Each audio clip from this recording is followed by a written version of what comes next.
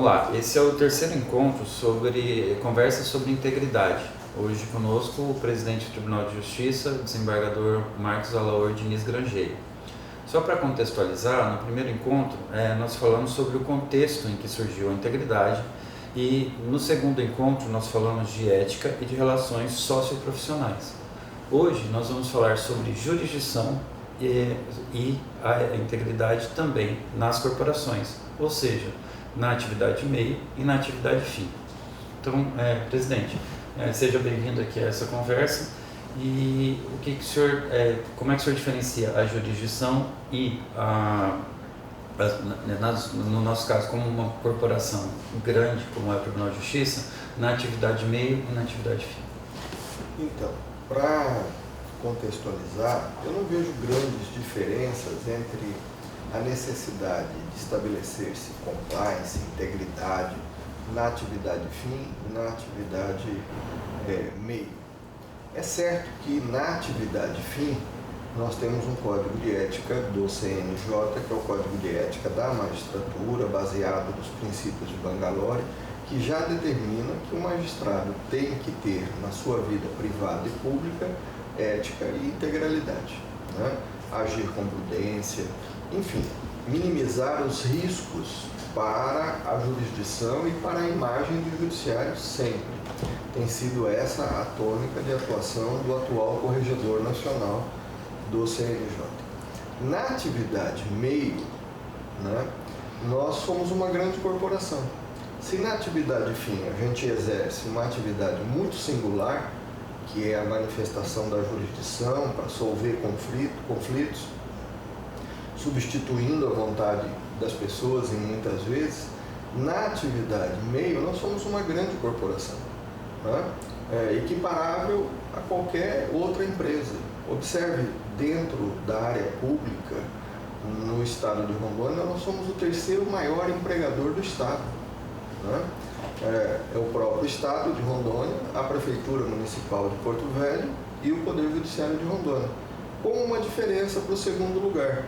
Nós estamos espalhados pelo estado inteiro e precisamos ter a mesma qualidade ética, de transparência, de integralidade em todas as nossas unidades, né?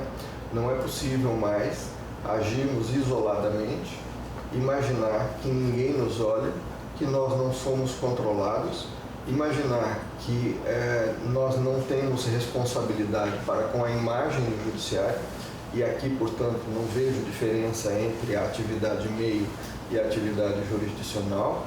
Todos devem agir no mesmo sentido de garantir a maior confiabilidade da população em relação ao judiciário. Nós instituímos agora, nós temos o comitê tanto de primeiro quanto de segundo graus em relação ao assédio. O senhor pensa que a instituição desses comitês ela amplia o acesso mesmo das pessoas que eventualmente se sintam ofendidas, para que elas tenham coragem de denunciar e de se sentir protegidas? Ampliam porque cria-se canais de comunicação protegendo o denunciante de boa fé para que isso não ocorra dentro das corporações. O Poder Judiciário tem a sua legitimidade a partir da confiabilidade das decisões judiciais e de suas atividades administrativas. Se dentro do Poder Judiciário nós não praticarmos aquilo que pregamos na área jurisdicional, então é melhor não fazer nada, né? Ou seja, se nós reprovamos judicialmente atividades de terceiros em relação a assédio, condenando a penas de prisão ou qualquer outro tipo de pena, pessoas que praticam isso, e se dentro do judiciário nós não cultivarmos esse tipo de valor ético, é melhor que não se faça nada. O CNJ instituiu a Resolução 410 que fala para os tribunais inserirem a sua integridade em âmbitos próprios. O senhor acha que a contribuição do CNJ nisso, ele é um norte para todos nós?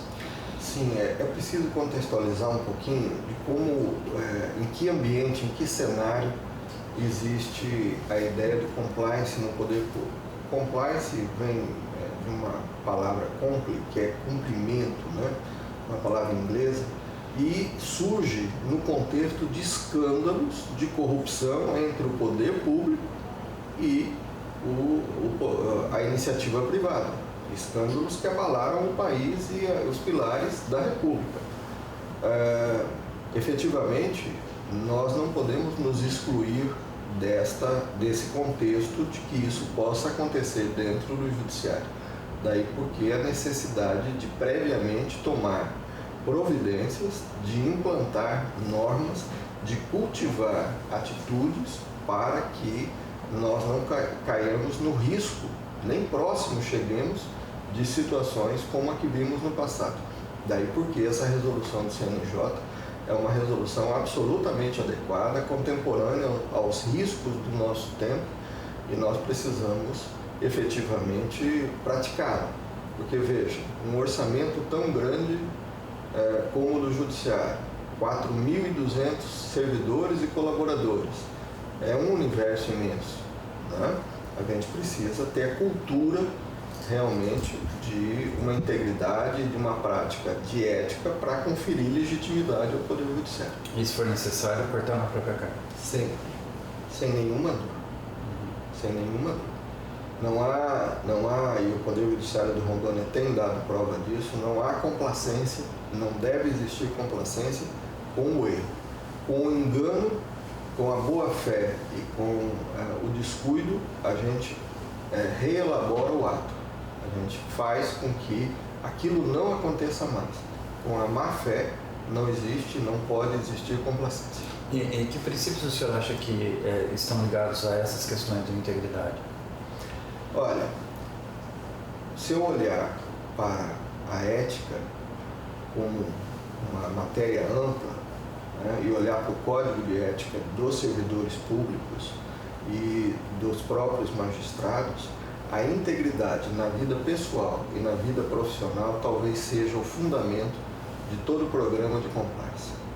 Eu tenho visto algumas decisões do tipo, o servidor público estava agindo na sua vida privada e, portanto, não deve ser penalizado no âmbito do judiciário.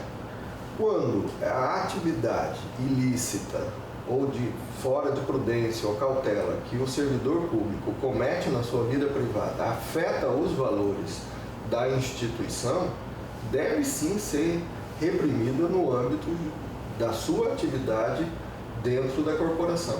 Porque lá fora, ele agindo mal, afeta os valores e afeta todos da sua instituição. Nós somos um corpo, né? Efetivamente, nós somos conhecidos na comunidade como servidores públicos, como magistrados.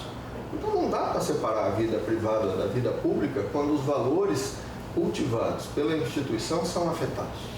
Nós recebemos o selo Diamante pelo segundo ano consecutivo em relação à transparência.